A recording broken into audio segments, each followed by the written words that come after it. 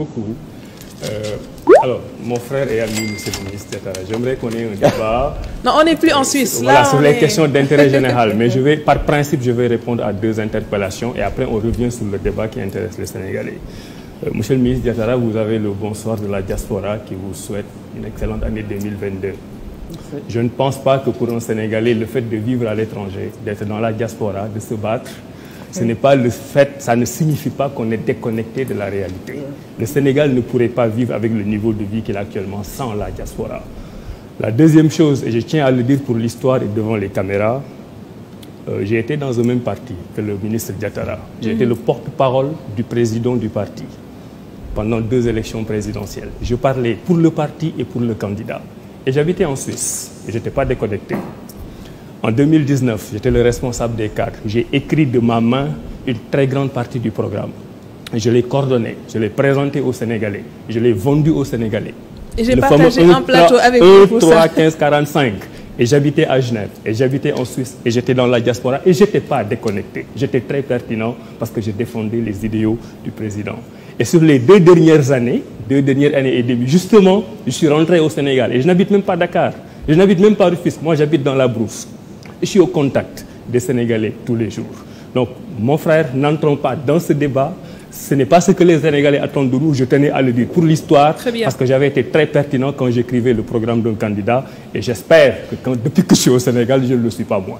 Maintenant, c'est idyllique ce que le président Macky Sall. Vous voyez, par respect pour le président, j'écoutais le discours. Mais à un moment donné, j'ai décroché. Parce que je l'ai entendu parler du programme ferroviaire Dakar-Tamba. Prenez le discours de l'année dernière, 31 décembre 2020. C'est exactement la même phrase qu'il y a dans le discours. Parce que je l'ai lu. J'ai lu tous les discours avant de venir. Il a dit exactement la même chose l'année dernière. Donc c'est une litanie de réalisations qui ne sont pas complètes. C'est une litanie de promesses qu'il fait pratiquement depuis 10 ans qu'il est là. Il est toujours dans le fétichisme des chiffres. Il considère qu'en prononçant le nom milliard, les chiffres des milliards, il crée une sorte d'émulation chez les Sénégalais qui donne l'impression qu'il a réussi, alors qu'il n'a pas réussi. Ce tour de parole que je prends, j'aimerais le consacrer à un élément économique. Je considère que nos ressources sont bradées. Le dernier trophée du président de la République date d'il y a moins d'une semaine. C'était le 27 décembre et on parlait du train express régional. On nous parle beaucoup des prix du terre, de l'opportunité, on en a discuté. C'est normal pour un citoyen sénégalais qui aime son pays de se prononcer sur l'opportunité. Maintenant que le terre, il est là, c'est notre terre, il va falloir voir ce qu'on va en faire. Parce que président Macky Sall ou pas, ce sont des dettes qu'il faut rembourser. Il faut être lucide. Mais ce que j'aimerais dire, et on n'en parle pas assez, c'est que ce terre-là de 2021-2022 est en train de jeter la base d'une dépravation encore de nos économies. Est-ce qu'il y a beaucoup de Sénégalais aujourd'hui qui comprennent la différence entre SETER et SENTER? Même chez les plus informés, il n'y en a pas beaucoup. Ouais. La SENTER, c'est la société nationale qui appartient aux Sénégalais. C'est une société de patrimoine, c'est une société nationale. La SETER, c'est une société privée qui appartient à des privés. Quand l'État a des ressources aussi importantes que le chemin de fer, comme on l'a dans l'eau, comme on l'a dans d'autres domaines, le pays peut choisir la façon dont le privé va gérer ses ressources. En l'occurrence, ici, on est soit dans le cadre d'un contrat d'affermage ou d'un contrat de concession. Et c'est ma première interpellation. Oui. Personne ici n'a vu le contrat qui lie l'État du Sénégal à la SETER, ou en tout cas la SENTER à la SETER. Ça, c'est un premier élément. Là, vous allez me laisser développer, c'est particulièrement important. Le deuxième élément, c'est que quand vous avez une société nationale, la SENTER, c'est l'équivalent de la SONES au niveau de l'eau. Ça appartient à l'État. La SETER, c'est l'équivalent de la SEN'EAU au niveau de l'eau.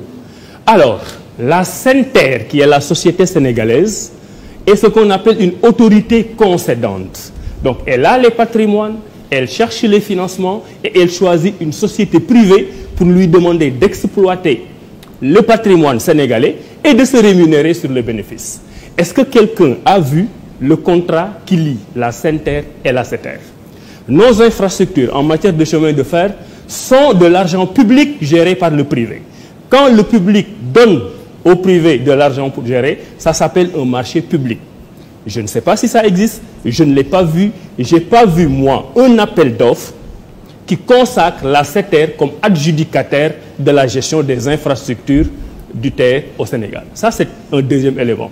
Le troisième élément, c'est que la SENTER qui appartient au Sénégal doit donner un mandat à la SETER pour faire l'exploitation. Mais la SETER, qui est la société privée qui appartient aujourd'hui en grande partie à des Français, a été créée avant la SENTER. Donc la société qui reçoit le mandat pour exploiter notre train, la SETER, a été créée en novembre 2018. Donc quand le président Macky Sall inaugurait pour la première fois son TER en janvier 2019, c'était avec une société privée qui n'avait pas gagné un marché, qui n'avait pas reçu un mandat, et avec une société nationale qui n'existait pas encore. C'est en juin 2019 que le décret de création de SENTER a été créé. C'est en novembre 2019 que la société SENTER a été créée avec Abdou Daniel. Donc, vous avez une société qui est censée donner un marché, un mandat à une société privée, mais la société privée existe. Ça veut dire que on a préempté tous les pouvoirs régaliens du Sénégal de gérer la société. Maintenant, le dernier point, c'est là où on va vers un scandale sur les prochaines années. Oui. Parce que je vous ai dit, personne n'a vu le contrat. Et j'interpelle l'État du Sénégal pour mettre ces contrats-là sur la table. Parce que ça engage les générations futures. Maintenant, ce dernier élément, c'est que je n'ai pas vu le contrat, mais d'après les éléments de fonctionnement que j'ai vus, ça ressemble plus à un contrat d'affermage qu'à un contrat de concession. Parce que dans la concession, il faut que les gens le sachent, on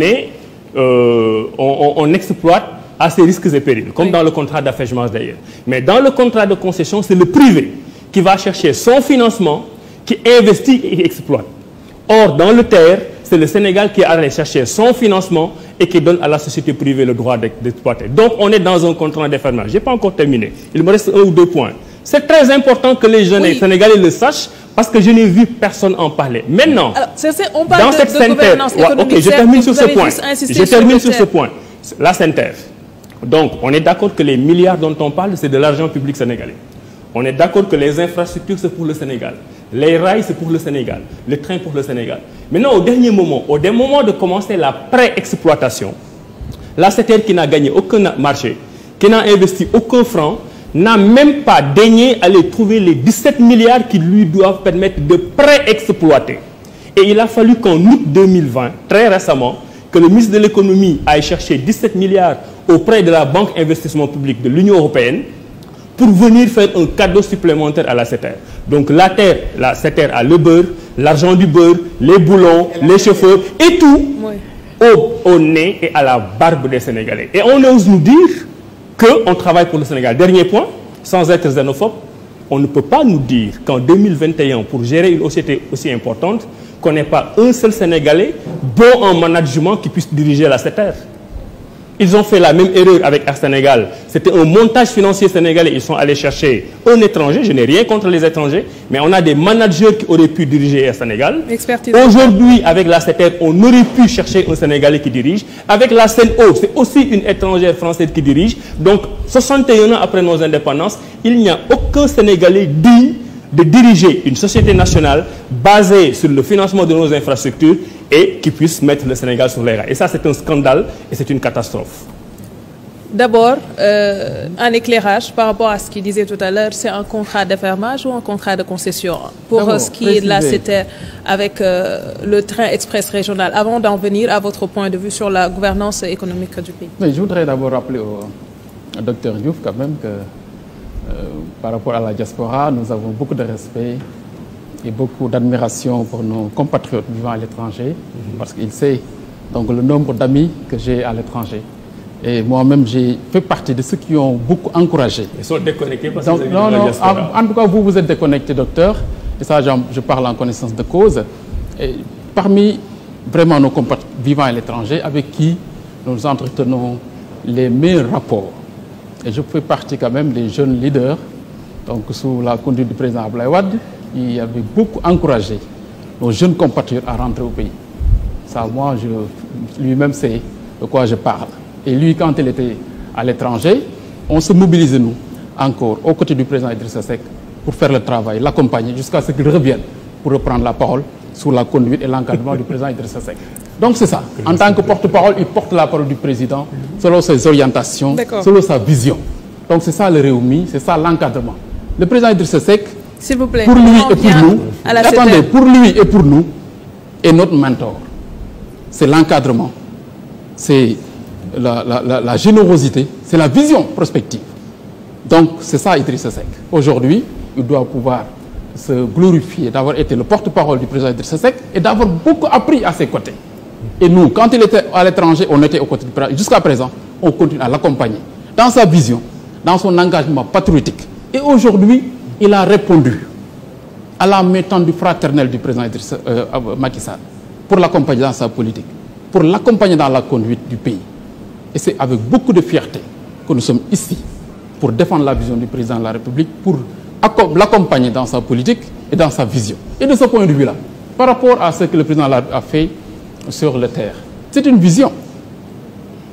C'est un engagement. Et pour le contrat? Parce que, non, attendez. Avant de venir au contrat, le contrat... C'est un contrat d'affairement, c'est un contrat de concession, c'est une régie. Vous savez, c'est ça un peu, aujourd'hui, la confusion que les gens veulent mettre. Est-ce que c'est un contrat d'affairement ou un contrat de concession? Ou une régie, c'est quoi? Ou une régie directe. Tu te rémunères sur l'exploitation. C'est ça. Aujourd'hui, le Sénégal a opté, aujourd'hui, par rapport aux terres, d'avoir un contrat de concession. De remettre à ces terres l'exploitation de l'infrastructure qui appartient à l'État du Sénégal, géré par la SENTER. C'est ça aujourd'hui. Mais ça, c'est pas un contrat de concession. Si, c'est un contrat de concession. Non, c'est pas la définition. Non, c'est un contrat de concession. Écoutez, docteur, aujourd'hui, nous sommes, le gouvernement... Diatara, vous êtes juriste, ça, c'est pas un contrat de concession. S'il vous plaît, laissez-le terminer. Docteur, OK. Pour la CNO, l'État investit, donne l'exploitation à un privé qui l'exploite pour se rembourser sur les produits de l'exploitation, c'est l'affermage.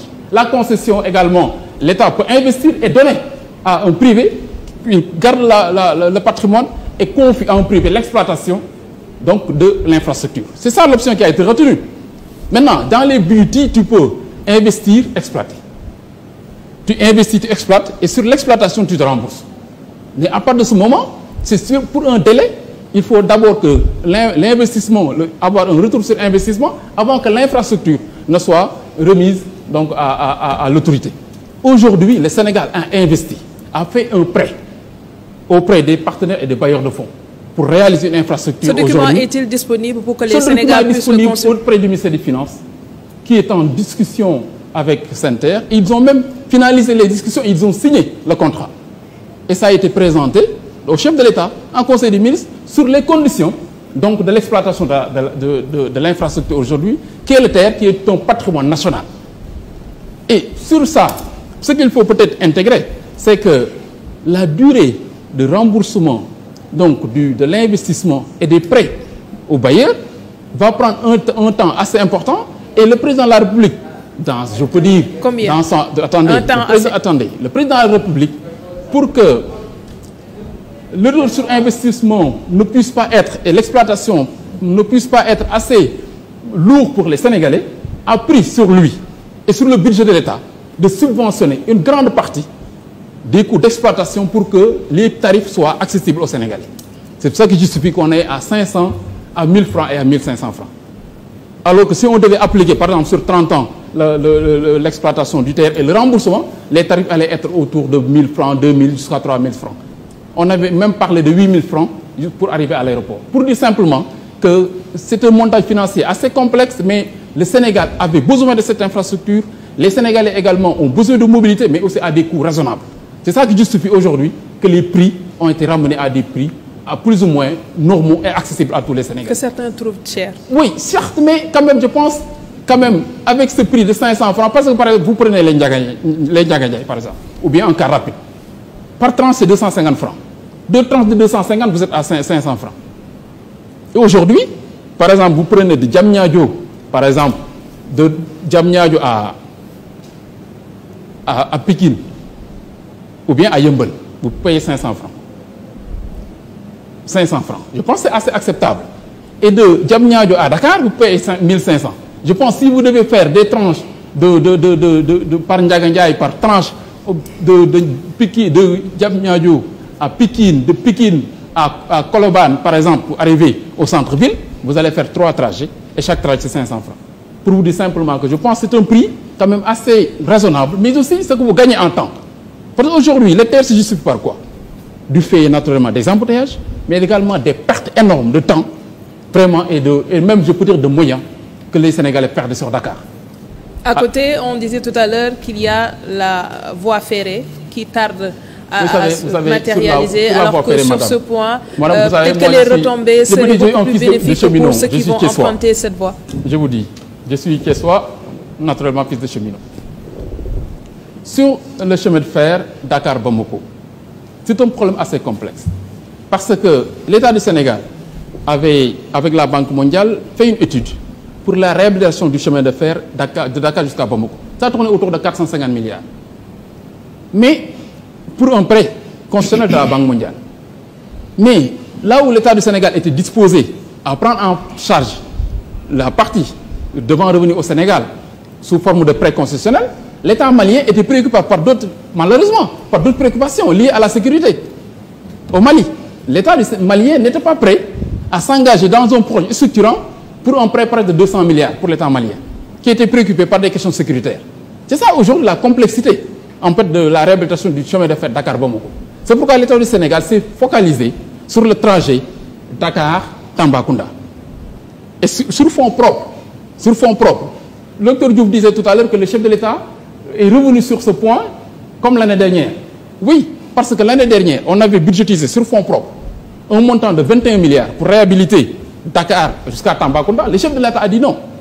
Lui, il ne veut pas de scandale. Il veut quand même qu'on réhabilite le chemin de fer selon les normes internationales. Et il faudrait quand même, soit sur fonds propres, qu'on mette l'argent qu'il faut, ou bien qu'on sollicite l'appui d'un partenaire pour réhabiliter le chemin de fer Dakar-Bamako. C'est en ce moment que les Canadiens sont venus, avec Michael Jean, l'ancien gouverneur du Canada. Donc c'est pour dire simplement que c'est un projet assez structurant sur lequel le gouverneur du Sénégal est en train de travailler, mais quand même du côté malien, quand même, malheureusement, nous n'avons pas peut-être de répondants pour pouvoir s'engager sur ce dossier avec tous les partenaires au développement. Professeur, sur la gouvernance économique, je parlais tout à l'heure de l'embellie fait sur nos performances en termes de finances. Si on regarde les indicateurs, le Sénégal a quand même résisté parce que malgré la Covid, je crois que la déstabilisation, les gens ont accusé le coup. Bon, accuser le coup, est-ce que c'est la gouvernance ou le mode d'organisation de la société qui a permis de le faire? C'est aussi des choses à évaluer.